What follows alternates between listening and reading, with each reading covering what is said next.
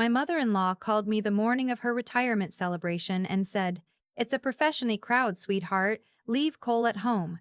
A handyman at a table full of executives would just be uncomfortable for everyone." I said, "Then I won't be there either."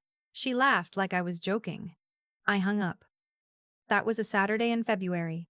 By Sunday night, my sister-in-law sent me a video from the party that I still can't watch without my hands shaking. Not from anger. From something harder to name. Let me back up. My name is June Whitfield. I'm 31 years old.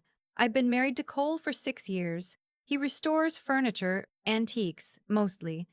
Estate pieces, things people find in attics and want saved. He has a workshop in our garage in Asheville, North Carolina, and his hands are never completely clean. And he is the most deliberate, careful person I have ever met in my life. My mother-in-law, Patricia Ashworth, retired in February after 28 years as a regional director at a commercial real estate firm in Charlotte. She is sharp and composed and has very specific ideas about what success looks like. Cole is her only son. I don't think she's ever forgiven him for not going into finance. I didn't notice the pattern right away. The first year we were married, she was polite, warm even. She'd ask Cole about his work, nod when he explained what a mortise and tenon joint was, smile when he talked about a piece he'd brought back from nothing. I thought we were fine. Then the money started to show. Not Cole's money, her money.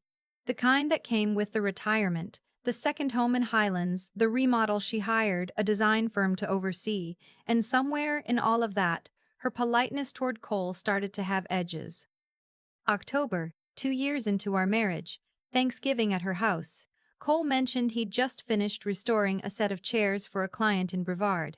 Hand-carved backs, original finish preserved. 8 months of work. He was proud of it, the kind of quiet pride he never performs, but you can see if you're paying attention. My mother-in-law said, "That's sweet." Then she turned to me. "How's your work going, June?" I answered her. I didn't know what else to do. Cole went quiet. Not hurt, I know his hurt face. This was something else. He'd just decided to stop offering. That was the first time I saw it clearly. It became a pattern after that. Christmas that same year, she gave Cole a gift card to Lowe's. $50. "For your projects," she said. Cole thanked her, put it in his jacket pocket. I found it 6 weeks later, still in the pocket, never opened. He hadn't thrown it away. He just hadn't needed it badly enough to use it. I thought about that card for a long time. $50 for a man who turned down a full scholarship to the Rhode Island School of Design because he wanted to learn from craftsmen instead of professors. A man who'd spent 4 years apprenticing under a master furniture restorer in Vermont before coming back to North Carolina. A man whose waiting list was 8 months long. My mother-in-law didn't know any of that. She'd never asked. The following spring, we were at her house for Easter. She was talking about the remodel, the design firm she'd hired, the project lead, how impressed she was with their vision. She mentioned they were having trouble sourcing someone to restore the original built-ins in the dining room. 19th century, she said. Irreplaceable. Cole looked up from his plate. I watched him consider saying something. I could see the exact moment he decided not to. He'd tried before. She'd redirected. He was a fast learner. I said it for him. "Cole does restoration work. That sounds like exactly what he specializes in." She smiled. "This is a different level, June. These are historic pieces. The firm needs someone with specific credentials." Cole said quietly, "I'm licensed with the American Institute for Conservation. I've done antebellum restoration work on 3 National Register properties." She blinked. "Well, I'm sure they have their own contacts." She changed the subject within 2 minutes.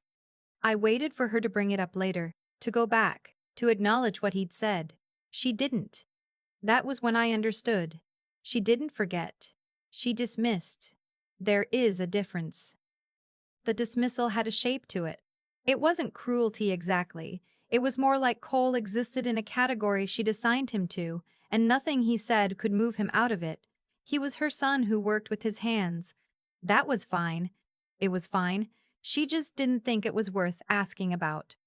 The hardest part was watching Cole stop trying.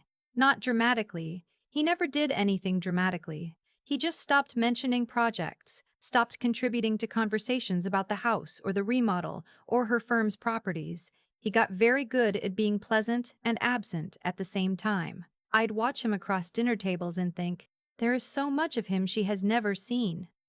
When I said that to him once, driving home, he said, "She's not going to see it, that's okay." I said it wasn't okay with me. He looked over at me. Why does it matter if she sees it? I didn't have a good answer. It just did. November of last year, we were at her house for Sunday dinner. She'd been talking about the remodel more and more, specifically about a snag with the design firm. There was a historic structure in the house, original to the 1890s, and the firm kept running into sourcing problems. No one they contacted could handle the work correctly. The wrong materials, the wrong methods. She was frustrated. Cole was listening. I could tell by the way he'd gone still. She said, "These old pieces need someone who actually understands period construction. Apparently, that's harder to find than you'd think." Cole said, "Depends on the piece. What's the wood?" She glanced at him. "Heart pine, I believe." "Original hardware?" "Some of it. Why?"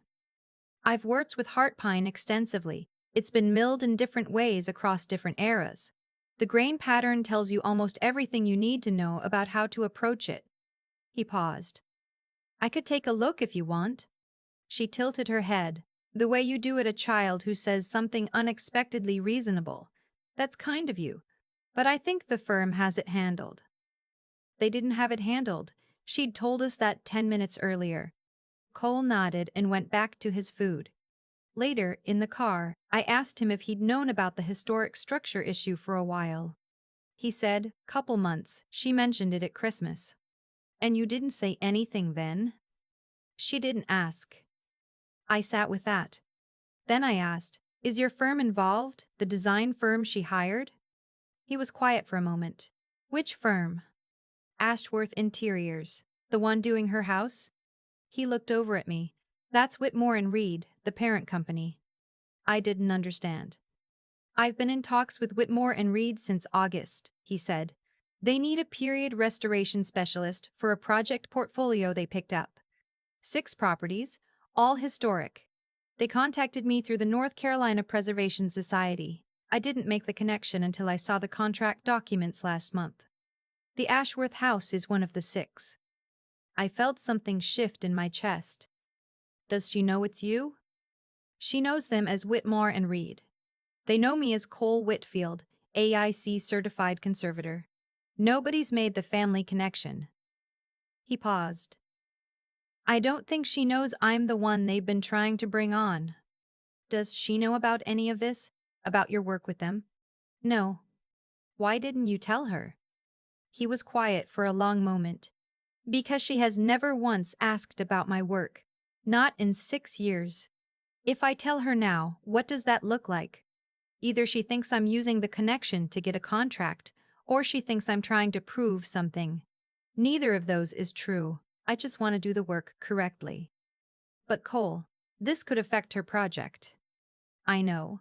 But I won't compromise on methods to make it easier. These are historic structures. If they want me on the project, it has to be done right." I asked what Whitmore and Reed was offering.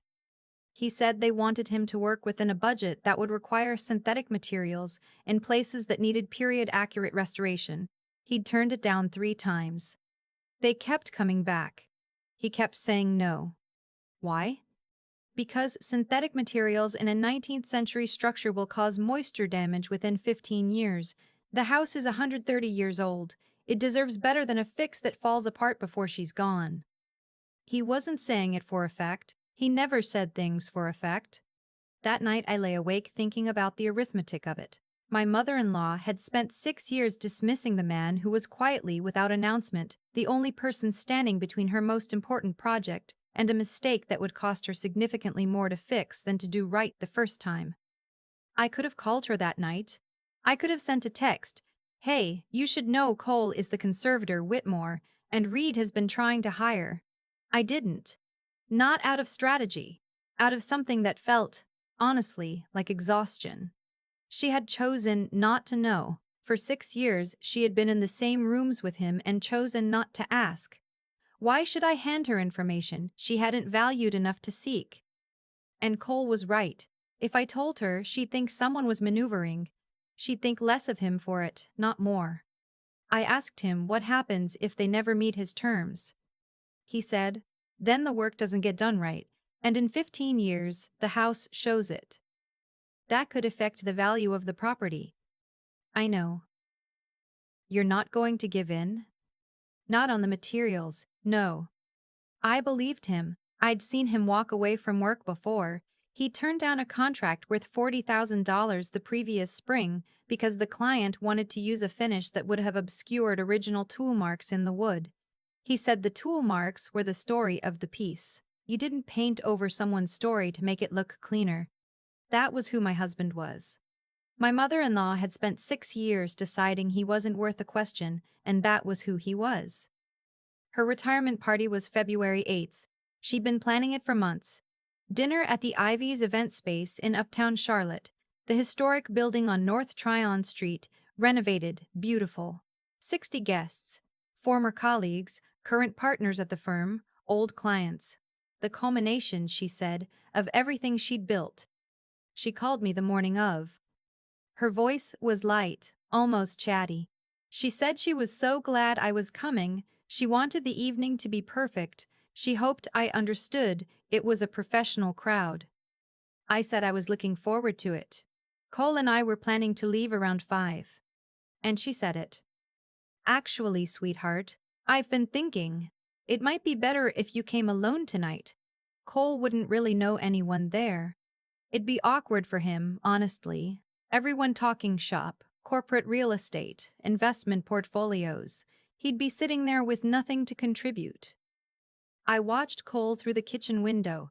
He was in the garage, working. I could see the light on, his shape moving. I said, "Are you asking me not to bring my husband to your retirement party because of what he does for a living?" "I'm thinking of him, June. He'd be bored."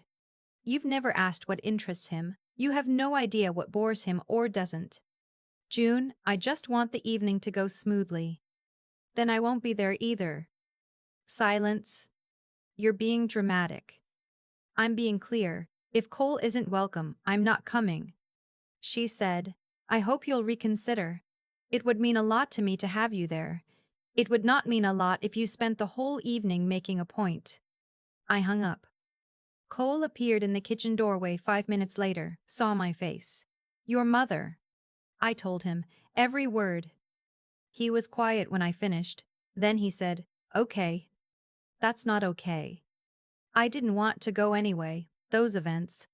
"That is not the point.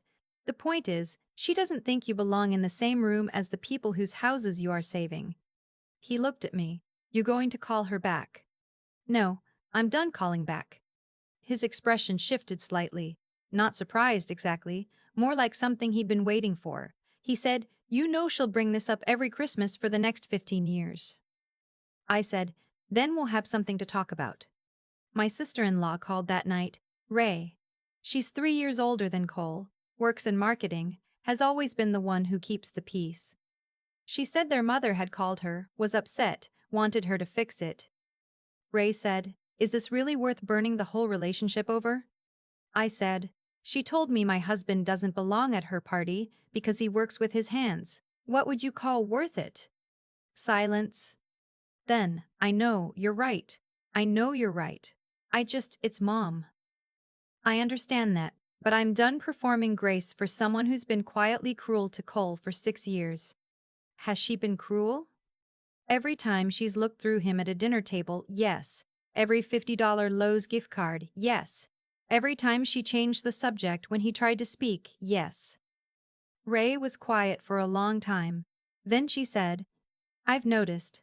I didn't say anything because I thought I was imagining it, or because it seemed easier not to." I said, "I know." Before she hung up, she said, "I'm going to the party. I'll have my phone out." I didn't know what she meant then. The party was a Saturday night. Cole and I got dinner at a small place we liked on Lexington Avenue, a Japanese restaurant, counter seating, Ramen, nothing fancy. The owner knew us. He gave Cole extra pork belly without being asked. The bill was $34. 60 miles away, my mother-in-law's retirement party was running around $8,000. We walked home. Cole held my hand. We watched a movie we'd been meaning to watch for 3 months. Normal Saturday. At 9004, my phone buzzed. Ray. Something's happening. Watch this. A video came through. 42 seconds, shaky, low light. I could make out the event space, exposed brick, candlelight, a long table of dressed people. My mother-in-law at the head of it, flushed and happy. And then a man standing. Silver-haired, mid-60s, the kind of person who commands a room without appearing to try. He was looking directly at my mother-in-law when he spoke. Patricia, I have to ask you something, and I apologize for the timing. The room quieted. Your son, Cole Whitfield. That's your son's name? My mother-in-law smiled, a little puzzled. Yes, he couldn't make it tonight. He couldn't make it, or he wasn't invited. Silence. Absolute silence in that room. I ask because Whitmore and Reed has been trying to bring Cole on for 7 months. He's the only AIC-certified conservator in the Southeast who has documented experience with antebellum heart pine. We've sent him 4 contracts.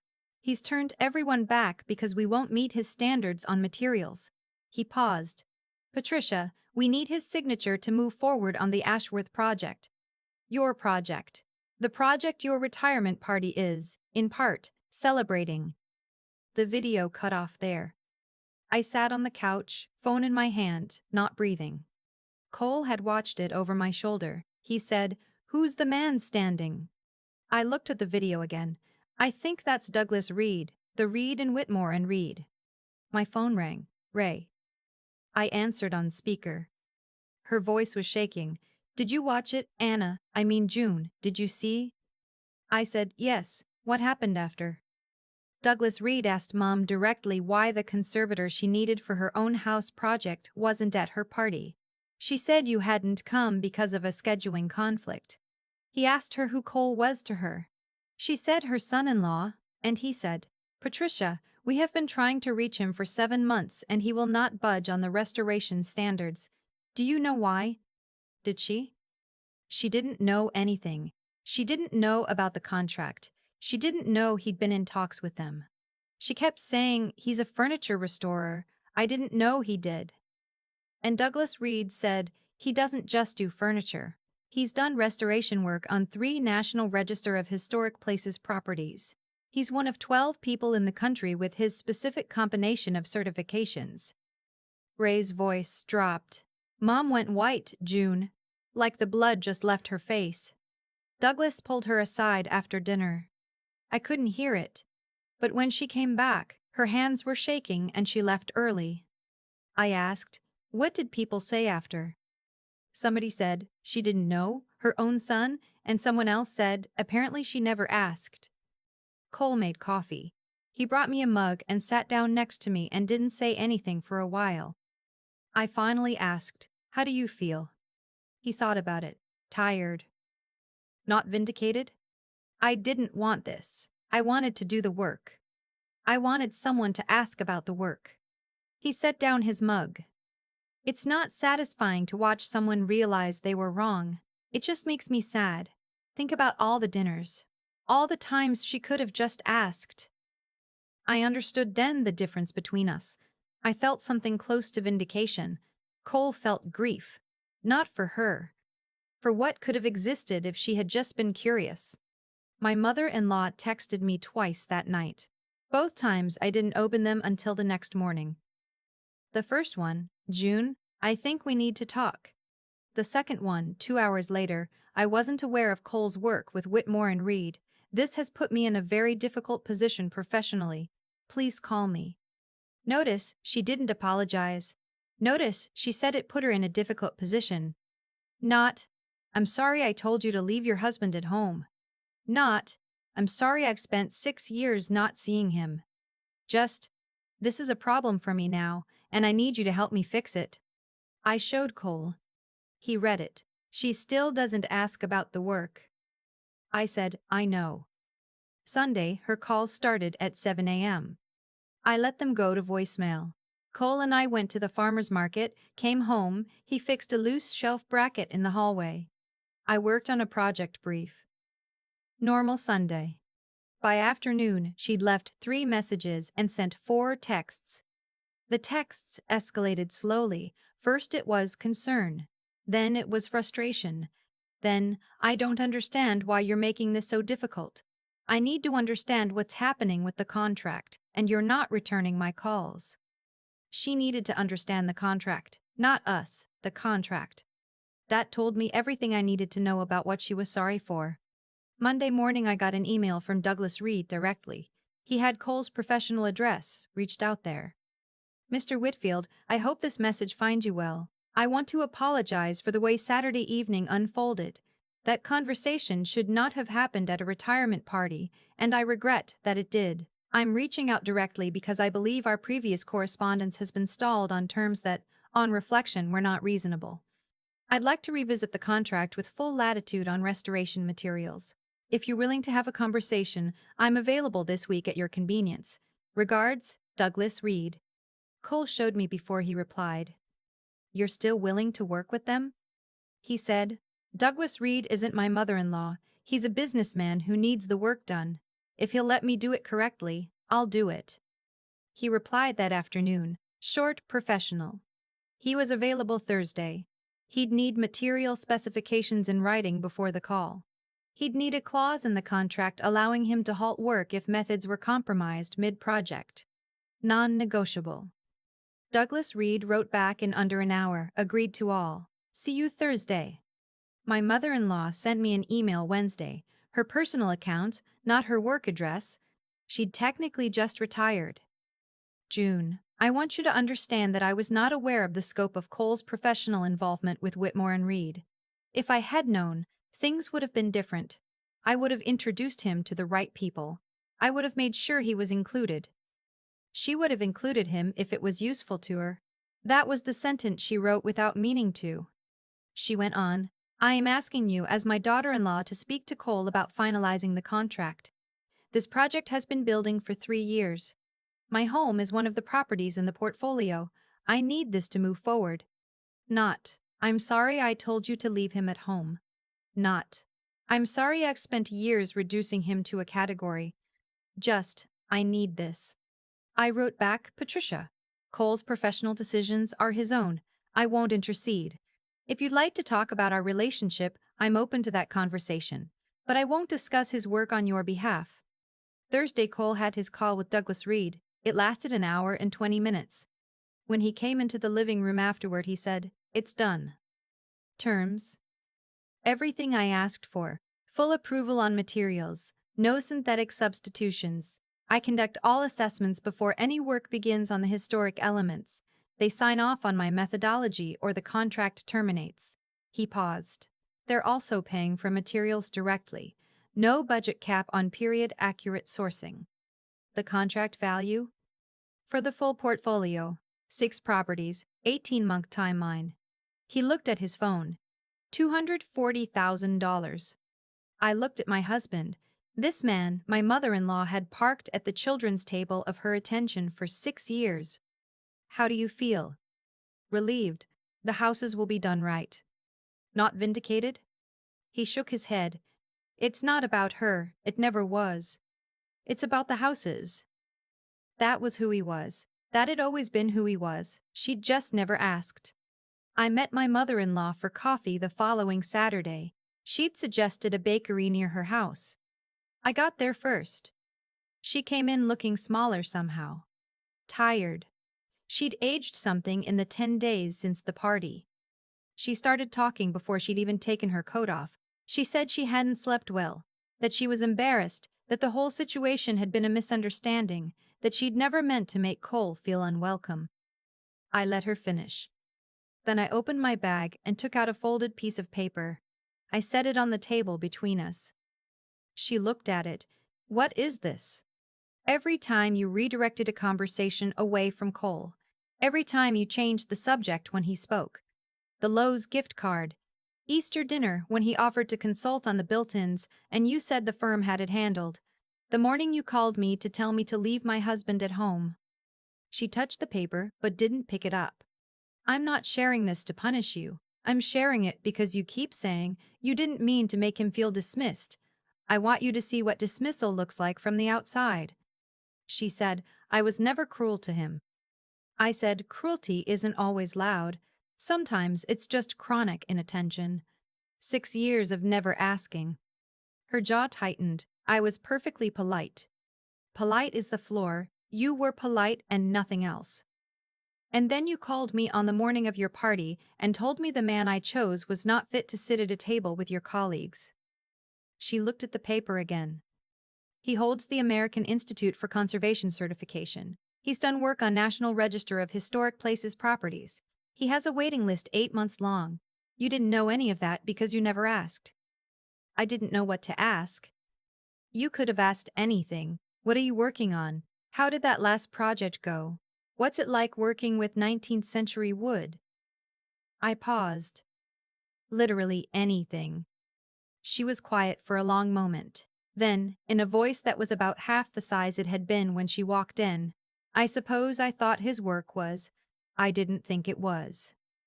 The kind of work worth your attention. She didn't deny it. That's what I'm asking you to sit with, I said. Not the contract. Not the Whitmore and Reed situation. The fact that you decided my husband wasn't worth your curiosity, and you're now finding out what that cost you. I stood up, left money on the table for my coffee. It was $4.50. I'd had 2 sips. She said, Is that it? Are we done? I said, We're done for today. When you want to have the other conversation, the one where you actually reckon with this, not the one where you explain it away, call me. I'll answer. I walked out, got in my car, drove home without the radio on. Cole was in the garage. He saw my face when I pulled in, set down his work, came to the car door. How'd it go? I said, I don't know yet. He said, That's okay. Ray called that night. She'd gone to see their mother that afternoon unannounced. She said, I told her what I'd been watching for 3 years. I didn't plan to. But I walked in and she started telling me it was a misunderstanding and I couldn't. I said, Are you okay?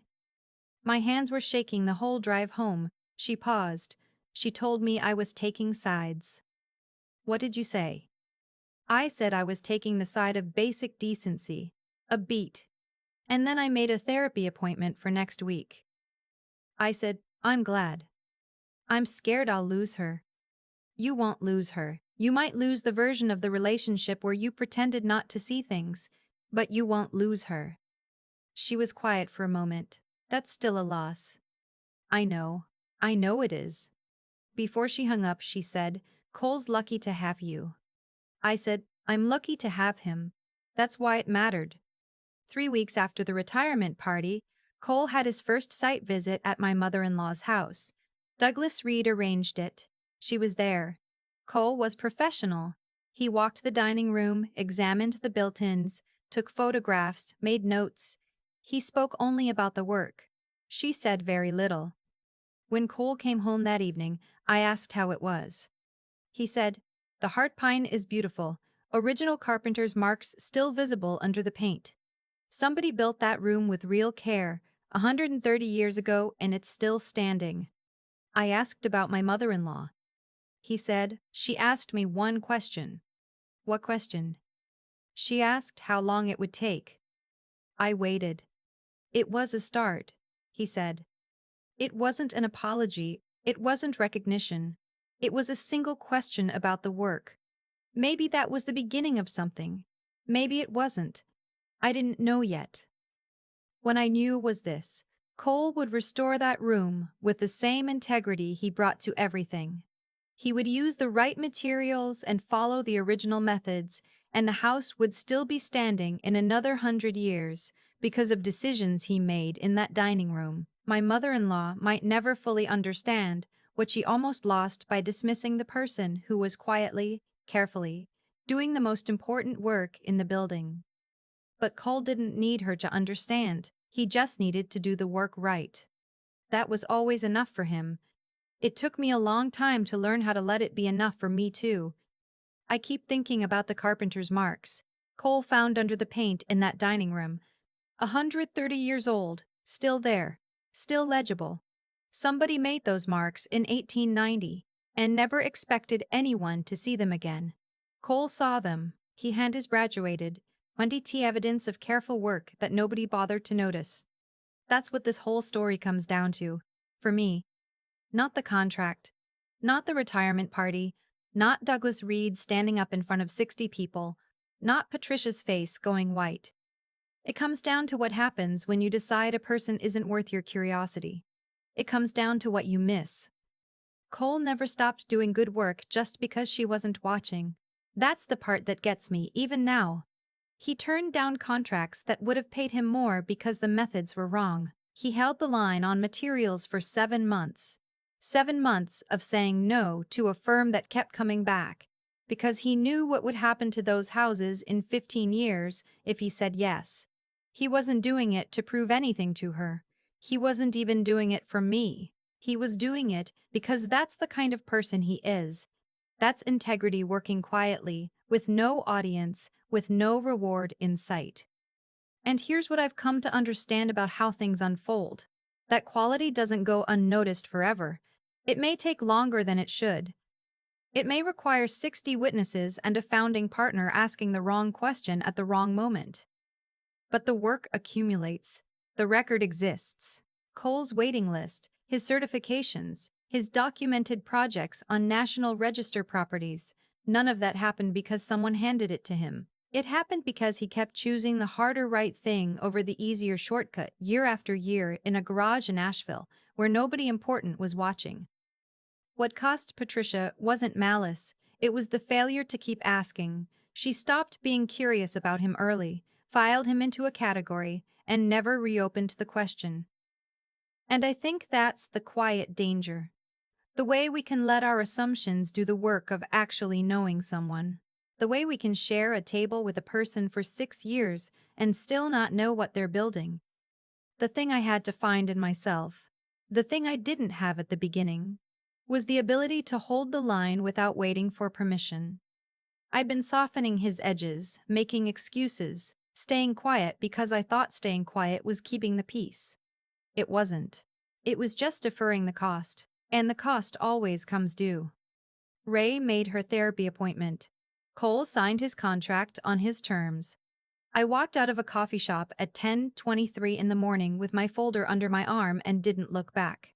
None of those things happened because the situation got easier. They happened because we each, separately, decided that what we knew to be right was worth the discomfort of acting on it. The carpenter's marks are still in that dining room. Cole is going to preserve them. In another 130 years, someone will find them under whatever comes next and know that the person who worked there cared enough to leave the truth intact. I want to be that kind of person. I want to do work that tells the truth about who I am, even when no one's looking. Even when the only reward is knowing I did it right. That's enough. It has to be. It always was.